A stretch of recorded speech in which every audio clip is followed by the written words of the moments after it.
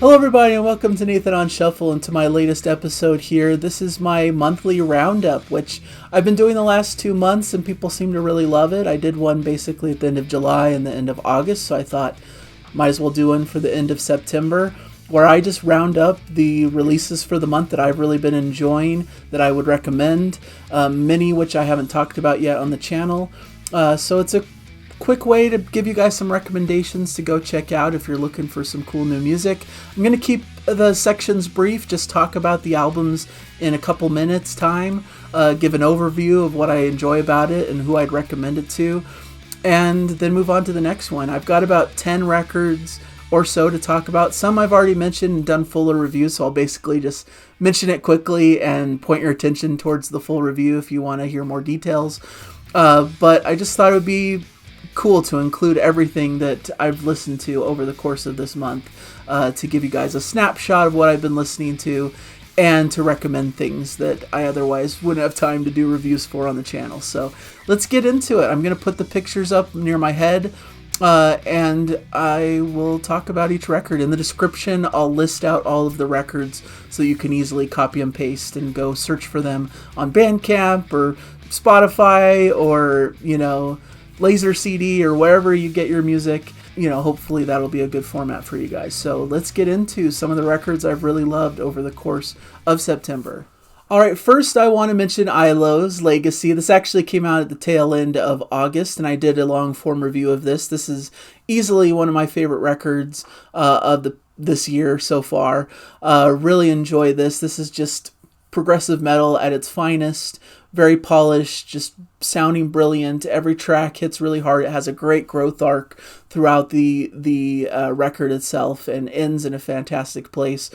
And so even though it didn't come out technically in September, it came out quite right at the tail end of August, and I wanted to mention it quickly because if you haven't heard this yet, for me, this is a must listen. I think everyone who loves prog metal should listen to this year. So I just wanted to put that out there as an early one to talk about and just get your attention towards before we move into some other things.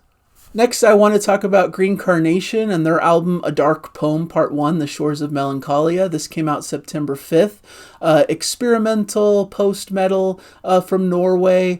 The band was founded in Norway in 1990. They've had a few hiatuses over the years. They came back with Leaves of Yesteryear in 2020.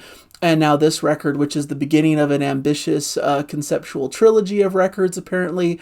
And it's really fun prog metal record. Very accessible. It doesn't really lean super heavy for the most part. There's a couple tracks that lean into more heavier metal, maybe even a light smattering of death growls and that kind of thing, especially like if you listen to The Slave That You Are, opens with some like blast beats and some heaviness. But beyond that, it's mostly very melodic with very pleasant sounding vocals. I almost feel like there's a light theatrical touch to the vocalist, very expressive and emotional. There's some really great moments peppered throughout the record.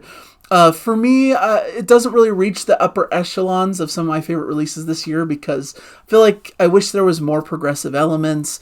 I wish there was more beyond just some great solid hooks and some metal stylings and leaning more towards kind of standard metal material, but that's just a minor complaint. There's a really great list of tracks here.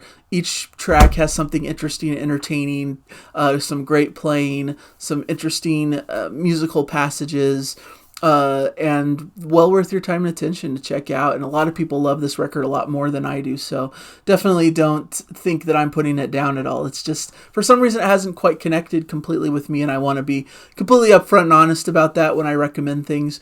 But I hear enough in it that I know there's stuff that people would latch onto and enjoy. So I wanted to put it out there as a recommendation if you're interested in prog metal, a band that's been around the block for quite some time, doing some really interesting new work. And I'm interested to see how it progresses. This is a trilogy of records, apparently. And so maybe when it's all put together, it'll make more sense to me. But for right now, it's solid and enjoyable. Definitely one to look at. One I've really been enjoying, this is Kaminsky and his album Tapestry. This is prog metal from the UK. He's a UK guitarist, Kaminski, specializing in instrumental music. So the album is by and large instrumental. There's one track, I believe, that features female vocalist, Bloodline, which is fantastic. One of my favorite tracks on this release. And it definitely has that modern, djenty, instrumental prog metal feel. Think about artists like Pliny. He also has David Maximikic on this record, so that's another influence. You can hear a little bit of that as well. But it's really expertly played with some interesting moments. There's some orchestral style moments throughout the record as well. The prelude that begins the album has that kind of orchestral, kind of cinematic feel, as well as other tracks like 11 Years and even some moments within Bloodline. I love the track Bloodline, like I mentioned, with that female vocalist. Also some really cool playing and some really interesting grooves on that track. I like Bergamot, the track that features Pliny, in fact, with a cool, like almost Latin style acoustic guitar section within it as well, amidst all this cool prog metal guitar playing. So it's a great showcase for an excellent new talent that I hadn't heard of before, and I think this is worthy to check out if you're interested in prog metal and want to hear a cool short burst of progressive metal. It really scratches that itch for me, so really cool new record that I enjoyed. I did want to mention this album. This is Pareidolon and their album, The Unattainable Shore. This is crossover prog from Canada. This is only their second record. They were formed in September 2015 by bassist, guitarist, songwriter, producer, band leader Lachlan Toker. Fantastic new album. That goes in a lot of different directions. I found it really fascinating. It started in maybe more of a neo-prog vein, with a bit of a Floydian feel, but as you continue forward, there's tracks that have a bit more of a driving bass and rock sound, like Exhaust/Manic, some almost Yes-style chaotic guitar work like Steve Howe influenced, and Emotional Tides, bit of a folky side with some prominent flute work throughout, a psychedelic style influence, even some light pop hues in this album as well. So you get a wide gamut of different influences and styles. The one selling point of this record, it has 3 female members: Brittany Keller on the vocals, Ashley Pierce guitars and vocals, Anna Katerina on piano, organ, synthesizers, and vocals, Lachlan Toker, as I mentioned, on bass, guitar, synthesizer, vocals, and Ibar Savat drums, percussion, vocals. So and they do an incredible job. My one reservation with this release is that I feel like production-wise, it's a little bit not quite as polished and pristine as some of the other newer prog acts that I hear from. But I think it adds kind of this interesting raw energy and showcases a band that's really trying to do it themselves and craft something that they're really proud of. And there's a lot of interesting stuff aboard this listen. So it's been growing on me, and I really love the epic, the Voi Ariene, fantastic 24-minute epic that goes in a lot of different directions. And I like some of the experimentation that they're going for in the beginning. There's almost a King Crimson-y complexity, and then it goes into more psychedelic washes and experimental music. And the final track is a real great standout as well, The Ebb and Flow of Heartache. So they're showing a lot of signs of interesting things that they're crafting in this big musical stew that they're creating together. Maybe it's not quite 100% dialed in for me quite yet. There's a lot of rawness and roughness to the makes and to their playing style at the moment, but I think with a little bit more experience and a little bit more time, they're gonna sound really great and could be one of the new great prog acts that's coming around in this new era. So really excited for this one, and I think with repeated listens it'll only grow more on me. So I'd be interested to know how you guys feel about this record if you've heard it. So one that's stood out as right in my wheelhouse, right in that melodic, accessible proggy style, but just missing a little bit something, but very close to being one of my favorite records this year. Maybe with more listening, it'll rise up the ranks. Next on September 12th, we got Arjen Lucassen's Songs No One Will Hear. release, which I talked about. Go check out my longer review. Arjen Lucassen is a fantastic artist. This is his solo record. Usually he does the big Arion projects, but he did a solo record here that just sounds fantastic. Talking about the end of the world in almost a humorous, interesting way, with moments of humor, but also moments of heartfelt sincerity, and a lot of cool prog metal stuff and prog rock stuff. He has influences almost from a power pop style as well, and it just all comes together in this kaleidoscope of wonderful music that he's put together, kind of the spiritual sequel to his previous solo release, Lost in the New Reel. So fantastic. If you like that record, you're bound to like this one. And I just really love it. One of my favorite releases this year. I also talked on the channel about Between the Buried and Me's, The Blue Nowhere, released on September 12th. A great prog metal release.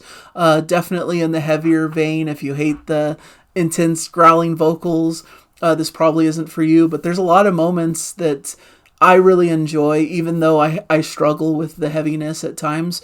But I love the opening track. I think it has a cool funkiness that you rarely hear this strongly in a new prog metal act. The finale, the final two songs together, are just fantastic melodic prog that I just absolutely adore and think is an excellent conclusion to the record. In between is a lot of fun experimentation that the band's known for. Some heaviness, some growling, some blast beats, all that, heavy metal type stuff, but you get sprinklings of almost circusy, carnival-y kind of music in the mix there. You get some blues-tinged, country-tinged works as well. You get so much variety on display, and they're just having a blast doing it.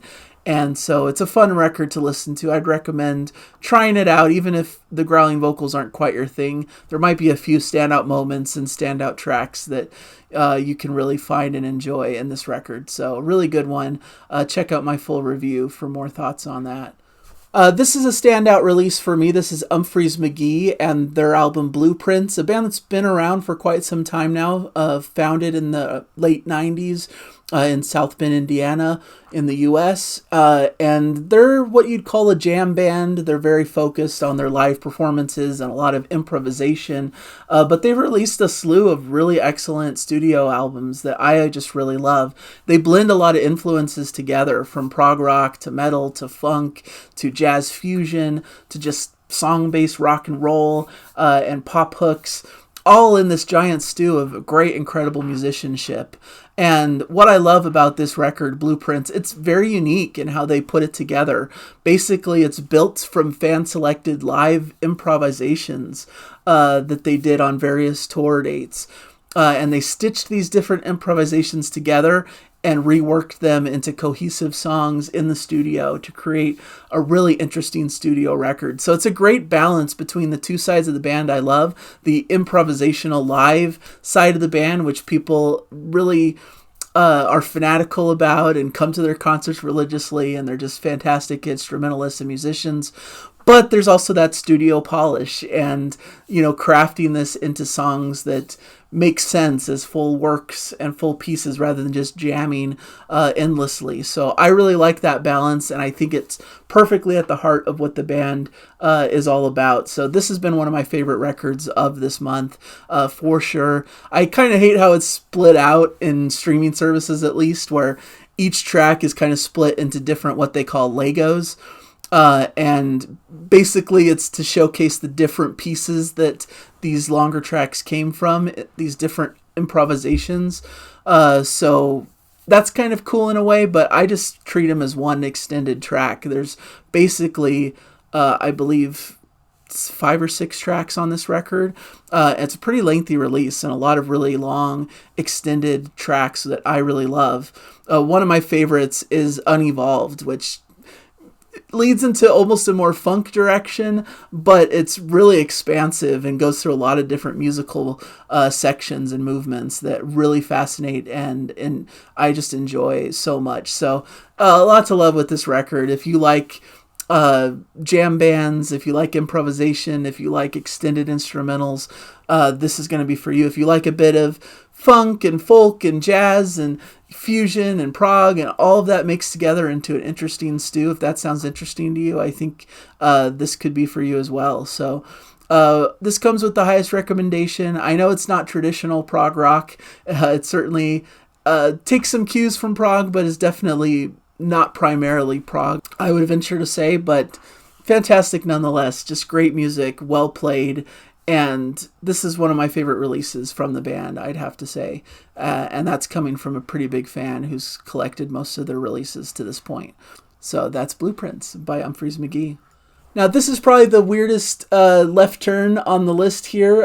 I'm guessing a majority of my audience won't connect with this, but I've been really loving it, so I feel like I'm obligated to mention it. This is Madilyn, Me, and 1,000 Songs About It All, Act 1. Madilyn Me is a fantastic artist. Indie folk, indie pop, singer-songwriter. They're just really talented, and this record showcases some really fun pop hooks and interesting arrangements. It feels like you're in the midst of a circus, and everything's over the top and jaunty and fun. There's some great vocal work on this record from Madilyn. Great fantasy themes and whimsical styles, but it's definitely in the pop world, definitely far away from like typical progressive rock that I talk about on the channel. And maybe to some it could sound a bit juvenile or a bit, silly or too whimsical or too kid focused. There's a song I was listening to, and when my wife came in and heard me listening to it, like, what are you listening to? It was almost like I was listening to some children's soundtrack or something. But beneath all of that, there's some great songwriting, some interesting lyrics, a really cool sonic palette. And to me, whenever I could find more adventurous pop music, I really fall in love with it, because I like pop hooks. I like good melodic sounds. I like things that grab my ear and are catchy and fun to listen to. And when I can find that, but add in a more adventurous spirit about it, more fantasy style themes, and more of kind of genre blending and doing a lot of different things, then you've got my attention. It kind of reminds me of like what the Deer Hunter do and how they move to like vaudevillian, kind of more experimental music at times, but they still have a solid framework and like just great rock music. And this is great pop music, but with all that window dressing to make it a bit more adventurous and expansive and fun.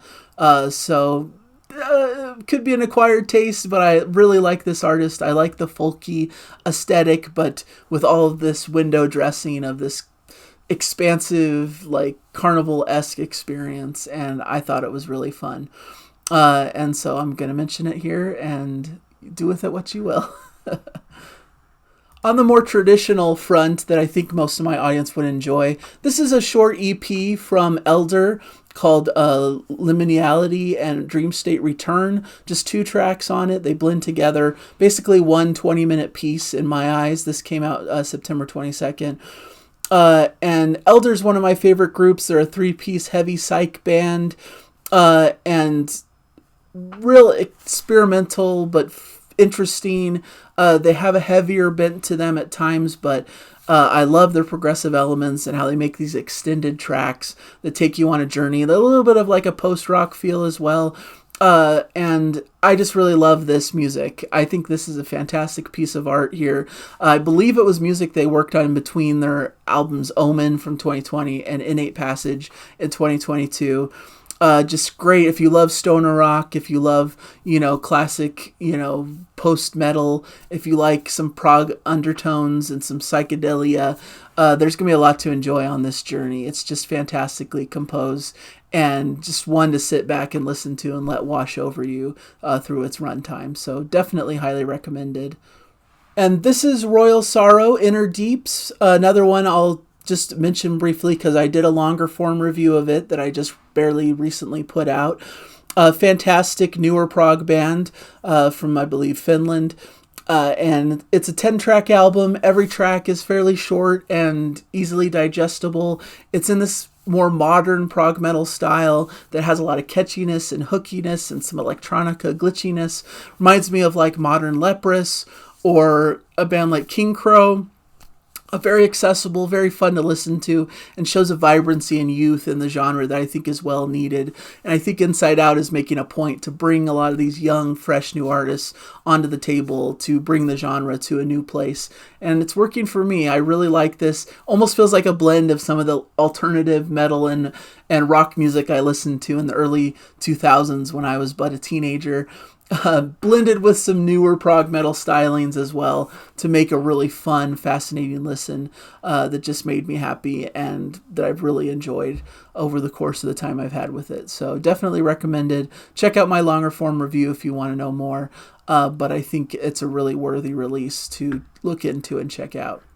And then out September 26th, this is brand new to me, so I haven't really heard a lot of times, but I really enjoyed my listen through. This is DarWin, Distorted Mirror, crossover prog from the UK. Looks like this is their 5th album, I believe, and it's really solid, just great playing, just excellent musicians playing at the top of their powers. I don't think it's very extremely proggy, I'll admit. More melodic rock and AOR to my ears, but really solidly played and just excellently sounding. Because you've got Simon Phillips on drums, who's just a master. You've got Matt Bissonette doing some vocals here. Mohini Day on bass, which I thought was really cool and brings a great groove and feel to the bass lines. Greg Howe on guitars. You've got Derek Sherinian guesting on keyboards. So it's a fantastic release that I really enjoy. There's elements of like Toto, Imagine, like in 33rd Century Man, some light world music and jazz undertones, AOR stylings throughout the record, maybe brings to mind bands like Journey. I really like just what they do, how they put this music together and introduce a lot of great bass work and drum work. To me, that's the highlight, is this bass and drums duo that really sit in the pocket and bring these tracks home. But there's sometimes almost metallic leanings in the guitars, not full on metal, I would ever say, but like listening to like the title track, you get a bit of that metal flavor. But mostly it's just right in that pocket of late 70s, early 80s, great production, great playing, great grooves, smooth jazz type influences with a rock bass bone, and just really pleasant listen if you like that kind of era of music, that AOR style. This should be right up your alley and just excellently done, and one I've enjoyed over the past few days, so I wanted to mention it. So that's what I have for you guys today. My standout releases for the month of September. Hopefully you've enjoyed this episode. Let me know in the comments what albums have stood out to you throughout this month that I may have missed in my little rundown. And I hope to catch you guys for another rundown at the end of October. It's fun to do these. I think it's the perfect format to be able to talk about all these albums without feeling an obligation to do these full-on reviews that take a lot of time and effort. I just don't really have the time to give them the long form reviews, but I want to make sure you hear about them.